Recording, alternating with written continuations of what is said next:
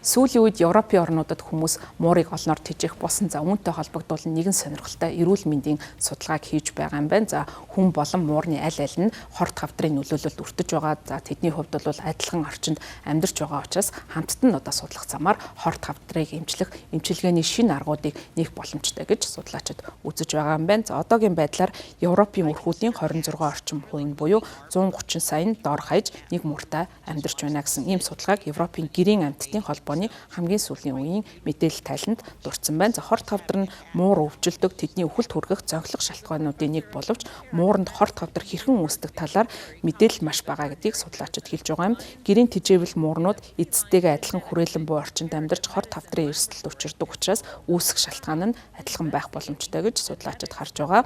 Хорт хавдрын олон төрлийн геномыг харьцуулснаар бид хорт хавдар юунаас болж үүсдгийг илүү сайн ойлгож чадна гэж геномын судалгаа хийдэг Вилком Сагнер институтийн судлаач Билли Прэнсис хэлсэн байна.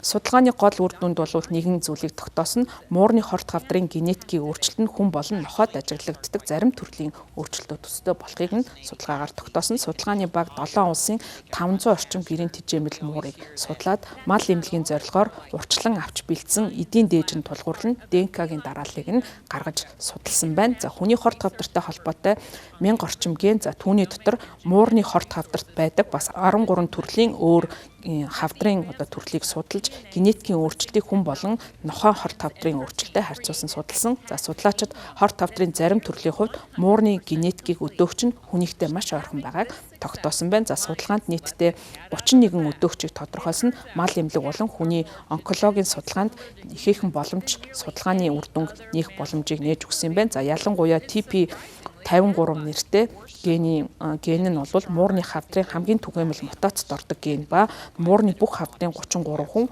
хүний хавдрын 34%-ийг эзэлдэг ийм ген юм байна. Энэ ген нь мутацид орсноор хавдрыг дарангуулах гений үйл ажиллагааг идэвхгүй болгож хорт хавдар үүсэх нөхцөл болдог.